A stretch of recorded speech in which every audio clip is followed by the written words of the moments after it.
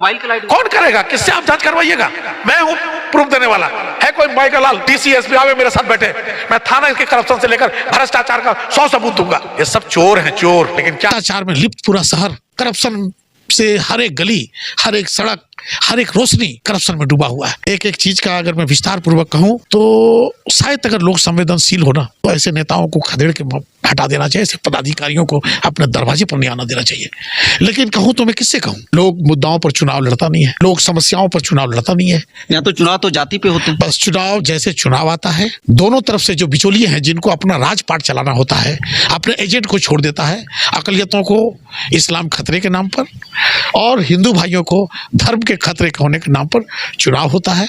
और चुनाव अंतोगत्वा इसमें जो पार्टी भी ऐसे लोगों को टिकट देती है जो उसका रबर स्टाम्प हो। आज देखे होंगे नगर निकाय चुनाव में वर्षों से मैं देखता आ रहा हूँ, जो चेहरा कभी भारतीय जनता पार्टी का, महिला ही सही, जो भारतीय जनता पार्टी के लिए काम करता आया, वैसे के हाथ में भारतीय जनता पार्टी का झंडा नहीं गया।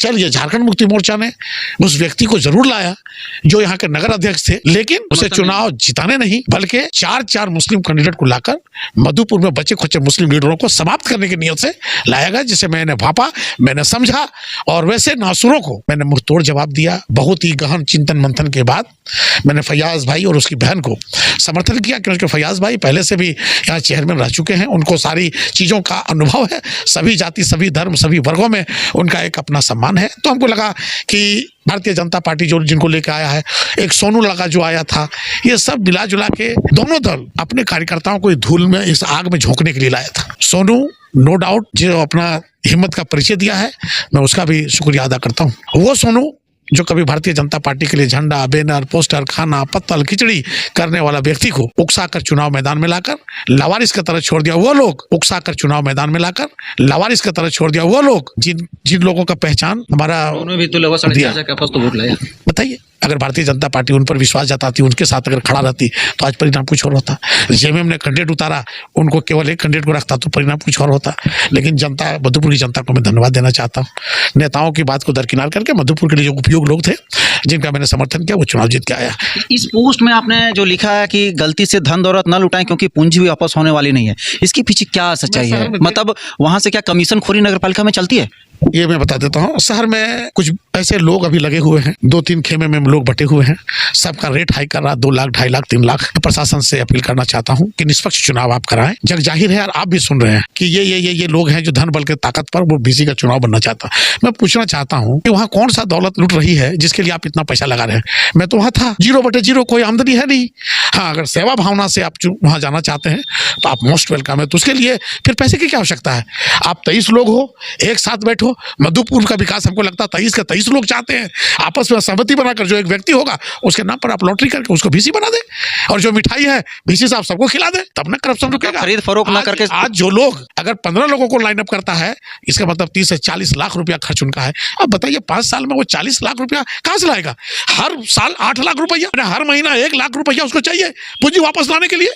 आप कहां से वो पैसा लाओगे? इसका मतलब है कि भ्रष्टाचार और करप्शन को और बढ़ाओगे, टैक्स को और बढ़ाओगे, लोगों की व्यवस्था को खत्म करोगे और लूटपाट का, लोगों की व्यवस्था को खत्म करोगे और लूटपाट का अड्डा खोल दो। विगत 2 वर्षों में नगर प्रशासन में केवल झाड़ू ही बचने दिया है, घटिया सामग्री खरीदकर पैसे खत्म कर डाला है। इसके पीछे आप अभी नगर परिषद जाएंगे, कैंपस आप जाइए, अच्छी गाड़ियां जो मेरे वक्त में आया था, केवल उसको 2-4 हजार 5 हजार में रिपेयर ना कराकर उसको कबाड़ी की तरफ फेंके हुए है, और 30 लाख 40 लाख की गाड़ी आई हुई। मैं बता रहा हूँ, उस वक्त भी 1-2 फॉगिंग मशीन आया था जिसका मैंने पुरजोर विरोध किया था। हमारे दस्तावेज हैं, ऑन रिकॉर्ड में बात कर रहा हूँ। मैं कभी भी फॉगिंग मशीन का भुगतान के पक्ष में नहीं था, क्योंकि उस वक्त भी जो लोग मंत्री संतरी और तरह तरह के एसडीओ आए, उन लोगों ने भी मुझे बहुत डिस्टर्ब किया। नगर पालिका को सुचारू ढंग से चलाने में काफी परेशानियों का सामना करना पड़ा है। लोग तो कहते हैं करप्शन है, भ्रष्टाचार है, चूंकि वो जगह ही ऐसा है, जो लोग वहां जाएंगे उनके दामन पे दाग बच जाएगा। लेकिन मुझे किसी की आलोचना से कोई फर्क नहीं पड़ता। जो लोग मेरे जितना आलोचना करता है, मैं उसको उतना दिल से चाहता हूँ। कोई तो है जो मेरा आलोचना कर रहा है, हो सकता है हमारे अंदर जो खामी है, मैं उसको सुधारने का प्रयास करता हूँ। मैं कहता हूँ जो लोग 30 लाख रुपया लगा के, घर का पैसा लगा के जा रहा है, आखिर वहां से क्या आपको मिलने वाला है? किस बात का? पैसा लगा रहे हो। अभी चुनाव लगा आए हो, 5 लाख से कम में कोई चुनाव नहीं जीता है। 5,000 रुपया सैलरी मिलेगी आपको, वो भी टैक्स का पैसा उठाओगे। सरकार कोई पैसा देने नहीं जा रही है। एमएलए एमपी अपना पैसा तय करता है, अपना सैलरी तय करता है, विधानसभा से उनको सब कुछ मिलता है। लेकिन नगर पालिका भी सरकार का अधीन है, हम भी जनप्रतिनिधि हैं। हमें एक लेबर की तरह लेबर का भी न्यूनतम मजदूरी मिलता है, हमारे लोगों को न्यूनतम मजदूरी तक नहीं मिलता है। कहाँ से पैसा वसूल कर लाएंगे? तो मैं एक सीनियर होने के नाते, एक अपने जनप्रतिनिधि के शुभचिंतक होने के नाते, भाई होने के नाते मैंने एक मशवरा दिया है। बाकी उनकी अकल है, वो अपना घर का पैसा जमीन बेचकर 50 लाख बर्बाद करे, टार्जन का क्या जाता है। अपने ही पोस्ट में आपने पढ़ा होगा कि कुछ आपके नेगेटिव कमेंट भी इसमें जो इस तरह की भावनाएं, लोगों का कहना है जो है मलाई जो है नगर पालिका का आपने भी खाया है।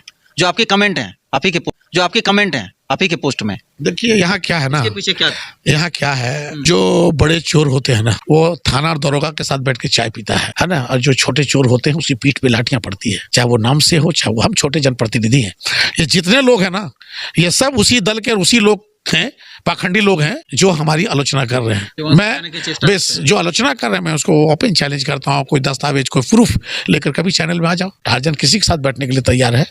मैं 5 साल आमने सामने डिबेट करने के लिए तैयार। मैं 5 साल नहीं, मैं 7 साल तक रहा हूँ। एक शख्स आ जाए नगर पालिका से, मैंने किसी को ठगा, किसी को चोरी किया, किसी का बेईमानी किया, मैंने किसी से रिश्वत लिया, सारे ठेकेदार है, जाइए आप किसी को एक आदमी को लाइए। लेकिन उस वक्त भी करप्शन हुआ, और जो 2 साल बीता है नगर पालिका चुनाव नहीं होने से जितना घटिया काम हुआ है उसका मैं आलोचना नहीं, उसका मैं ये नहीं कर सकता। बिना मतलब की गाड़ियां खरीदी गई है। फॉगिंग मशीन कह रहा था, फिर फॉगिंग मशीन आया। आज शहर में क्या फॉगिंग मशीन चल रहा है? एक लाइट 70 लाख रुपए 65 लाख रुपए का बजट है, जो मात्र 17 से 18 हजार रुपया हो सकता है, वो 75 हजार का है। कहाँ गया पैसा? कौन लाया पैसा? कौन इसका ये कराएगा? अर्जन बोलता है तो शहर में लोग सोलर लाइट में रोशनी देते, उसके बारे में क्या कहना चाहेंगे? 75 हजार रुपये का ये लगा, लाइट का बात करें 75 हजार रुपये का एक लगा हुआ, 14 करोड़ समथिंग का बजट है। 2500 पोल में 14 करोड़ समथिंग बजट है। तो ज्यादा आजकल की डेट में मोबाइल की लाइट कौन करेगा? किससे आप जांच करवाइएगा? मैं हूँ प्रूफ देने वाला। है कोई माइकल लाल डीसीएसपी आवे मेरे साथ बैठे, मैं थाना के करप्शन से लेकर भ्रष्टाचार का 100 सबूत दूंगा। ये सब चोर हैं, चोर। लेकिन क्या है, सारा चोर मिलकर टार्जन को चोर बना दिया है। तो कोई बात नहीं, लड़ रहा हूँ और मैं लड़ता रहूंगा। हाँ, सच्चाई क्या है आप मान लीजिए, जो उन लोगों का कौन नहीं जानता है एमएलए का कितना % जाता है, एमपी का कितना % जाता है। बेशरम है सब लोग, बेशरम है।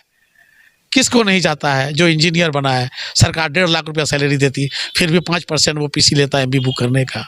एग्जीक्यूटिव है, 1.5 लाख रुपया महीना है, फिर भी 4% वो लेता है। कौन नहीं लेता है? मैं पूछता हूँ कौन नहीं लेता है? माइकल लाल तो मेरे सामने आकर बैठे, मैं माइकल लाल हूँ, सबका सामना करने के लिए तैयार हूँ।